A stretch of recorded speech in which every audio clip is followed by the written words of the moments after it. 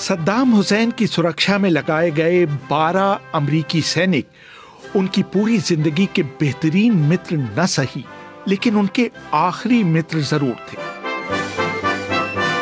सद्दाम के आखिरी क्षणों तक साथ रहे 551 मिलिट्री पुलिस कंपनी से चुने गए इन सैनिकों को सुपर 12 कहकर पुकारा जाता था। इनमें से एक बिल बार्डन-वर्पर ने एक किताब लिखी है, the prisoner in his palace, his American guards and what history left unsaid, जिसमें उन्होंने सद्दाम की सुरक्षा करते हुए उनके अंतिम दिनों के विवरण को साझा किया है।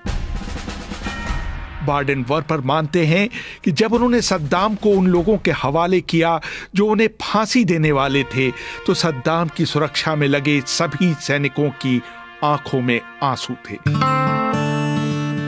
बार्डन-वर्पर अपने एक साथी एडम रॉजरसन के हवाले से लिखते हैं कि हमने सद्दाम को एक मनोविकृत हत्यारे के रूप में कभी नहीं देखा। हमें तो वो अपने दादा की तरह दिखाई देते थे। सद्दाम पर अपने 148 विरोधियों की हत्या का आदेश देने के लिए मुकदमा चलाया गया था। उन्होंने इराकी जेल में अपने अंतिम दिन अमरीकी गायिका मेरी जे ब्लाइजा के गानों को सुनते हुए बिताए। वो अपनी खचाड़ा एक्सरसाइज बाइक पर बैठना पसंद करते थे, जिसे वो पोनी कहकर पुकारा करते थे। उनको मीठा खाने का बहुत शौक था और वो हमेशा मफिन खाने के लिए आतुर रहते थे। बार्डन-वर्पर लिखते हैं कि अपने अंतिम दिनों में सद्दाम का उन लोगों के प्रति व्यवहार बहुत विनम्र था और वो ये आभास कतई नहीं देते थे कि वो अपने जमाने में बहुत क्रूर शासक हुआ करते थे। सद्दाम को कोहिबा सिगार पीने का शौक था, जिन्हें वो गीले वाइप्स के डिब्बे में रखा करते थे। वो बताया करते थे कि सालों पहले फिडेल कास्ट्रो ने उन्हें सिगार पीना सिखाया था। बार्डन-वर्पर ने वर्णन किया है कि सद्दाम को बागबानी का बहुत शौक था और वो जेल परिसर में उगी बेतरतीब झाड़ियों तक को एक सुंदर फूल की तरह मानते थे। सद्दाम अपने खाने के बारे में बहुत संवेदनशील हुआ करते थे। वो अपना नाश्ता टुकड़ों में करते थे, पहले ऑमलेट, फिर मफिन और उसके बाद ताजे फल। अगर गलती से उनका ऑमलेट टूट जाए तो वो उसे खाने से इनकार कर देते थे। बार्डन-वर्पर याद करते हैं कि एक बार सद्दाम ने अपने बेटे उदय की क्रूरता का एक विभत्स किस्सा सुनाया था, जिसकी वजह से सद्दाम आग बबूला हो गए थे। हुआ ये था कि उदय ने एक पार्टी में गोली चला दी थी, जिसकी वजह से कई लोग मारे गए थे और कई घायल हो गए थे। इस पर सद्दाम इतने नाराज हुए थे कि उन्होंने हुक्म दिया कि उदय की सारी कारों में आग लगा दी जाए। सद्दाम ने ठहाका लगाते हुए खुद बताया था कि किस तरह उन्होंने उदय की महंगी रोल्स रॉयस, फरारी और पोर्शे कारों के संग्रह में आग लगवा दी थी और उससे उठी लपटों को निहारते रहे थे। जब इनमें से एक सैनिक ने सद्दाम को बताया कि उसके भाई की मौत हो गई है, तो सद्दाम ने उसे भींचते हुए कहा था, आज से तुम मुझे अपना भाई समझो। सद्दाम ने एक और सैनिक से कहा था कि अगर मुझे मेरे धन का इस्तेमाल करने की अनुमति मिल जाए तो मैं तुम्हारे बेटे के कॉलेज की शिक्षा का खर्चा उठाने के लिए तैयार हूं। एक रात सबने 20 साल के सैनिक डॉसन को एक खराब नाप के सूट में घूमते हुए देखा। पता चला कि डॉसन को सद्दाम ने अपना वो सूट तोहफे में दिया है। बार्डन-वर्पर लिखते हैं कि कई दिनों तक हम डॉसन पर हंसते रहे, क्योंकि वो सूट को पहनकर इस तरह चला करता था जैसे वो किसी फैशन शो की कैट वॉक में चल रहा हो। सद्दाम और उनकी सुरक्षा में लगे गार्डों के बीच दोस्ती पनपती चली गई।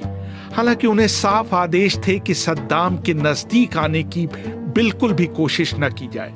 हुसैन को उनके मुकदमे के दौरान 2 जेलों में रखा गया था। एक तो बगदाद में अंतर्राष्ट्रीय ट्राइब्यूनल का तहखाना था और दूसरा उत्तरी बगदाद में उनका एक महल था जो कि एक द्वीप पर था, जिस पर एक पुल के जरिए ही पहुंचा जा सकता था। वार्डन वर्पर लिखते हैं, हमने सद्दाम को उससे ज्यादा कुछ नहीं दिया जिसके कि वो हकदार थे, लेकिन हमने उनकी गरिमा को कभी आहत नहीं किया। स्टीव हचिंसन, क्रिस टास्कर और दूसरे गार्डों ने एक स्टोर रूम को सद्दाम का दफ्तर का रूप देने की कोशिश की। सद्दाम को सरप्राइज देने की एक योजना बनाई गई। पुराने कबाड़खाने से एक छोटी मेज और चमड़े के कवर की कुर्सी निकाली गई और मेज के ऊपर इराक का एक छोटा सा झंडा लगाया गया। वार्डन वर्पर लिखते हैं, इस सब के पीछे विचार ये था कि हम जेल में भी सद्दाम के लिए एक शासनाध्यक्ष के दफ्तर जैसा माहौल पैदा करने की कोशिश कर रहे थे। जैसे ही सद्दाम उस कमरे में पहली बार घुसे, एक सैनिक ने लपक कर मेज पर जमाई धूल को झाड़न से साफ करने की कोशिश की। सद्दाम ने इस जेस्चर को नोट किया और वो कुर्सी पर बैठते हुए जोर से मुस्कुराए। सद्दाम रोज उस कुर्सी पर आकर बैठते और उनकी सुरक्षा में लगाए गए सैनिक उनके सामने रखी कुर्सियों पर बैठ जाते। माहौल ये बनाया जाता जैसे सद्दाम अपना दरबार लगा रहे हों। वार्डन वर्पर बताते हैं कि सैनिकों की पूरी कोशिश होती थी कि सद्दाम को खुश रखा जाए। बदले में सद्दाम भी उनके साथ हंसी मजाक करते और वातावरण को खुशनुमा बनाए रखते। कई सैनिकों ने बाद में वार्डन वर्पर को बताया कि उन्हें पूरा विश्वास था कि अगर उनके साथ कुछ बुरा हुआ होता तो सद्दाम उन्हें बचाने के लिए अपनी जान की बाजी तक लगा देते। सद्दाम को जब भी मौका मिलता वो अपनी रक्षा कर रहे सैनिकों से उनके परिवार वालों का हालचाल पूछते। इस किताब में सबसे चकित कर देने वाला किस्सा वो है जहां ये बताया गया है कि सद्दाम के मरने पर इन सैनिकों ने बाकायदा शोक मनाया था, जबकि वो अमेरिका के कट्टर दुश्मन माने जाते थे। उन सैनिकों में से एक एडम रॉजरसन ने बिल वार्डन वर्पर को बताया कि सद्दाम को फांसी दिए जाने के बाद हमें लगा कि हमने उनके साथ गद्दारी की है। हम अपने आप को उनका हत्यारा समझ रहे थे। हमें ऐसा लगा कि हमने एक ऐसे शख्स को मार दिया जो हमारे बहुत नजदीक था। सद्दाम को फांसी दिए जाने के बाद जब उनके शव को बाहर ले जाया गया था तो वहां खड़ी भीड़ ने उनके ऊपर थूका था और उसके साथ बदसलूकी की थी। वार्डन वर्पर लिखते हैं, ये देखकर सद्दाम की अंतिम समय तक सुरक्षा करने वाले ये 12 सैनिक भौंचक के रह गए थे। उनमें से एक शख्स ने भीड़ से 2-2 हाथ करने की कोशिश भी की थी, लेकिन उनके साथियों ने उन्हें वापस खींच लिया था। उन सैनिकों में से एक स्टीव हचिंसन ने सद्दाम को फांसी दिए जाने के बाद अमेरिकी सेना से इस्तीफा दे दिया था।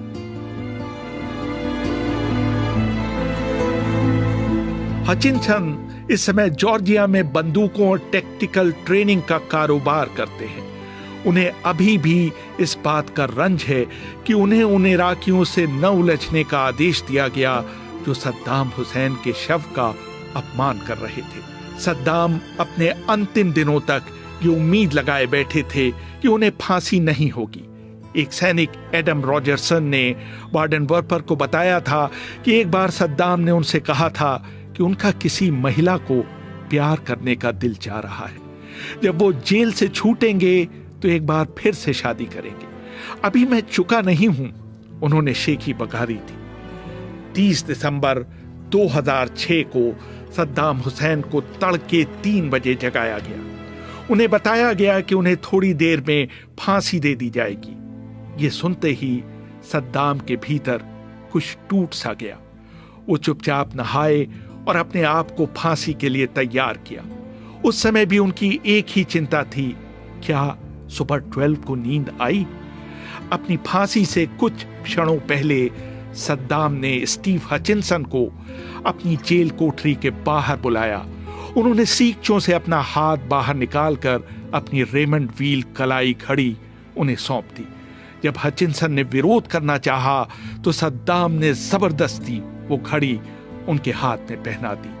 हचिंसन के जॉर्जिया के घर में एक सेफ के अंदर वो घड़ी अब भी टिक टिक कर रही है। रेहान फजल, BBC, दिल्ली।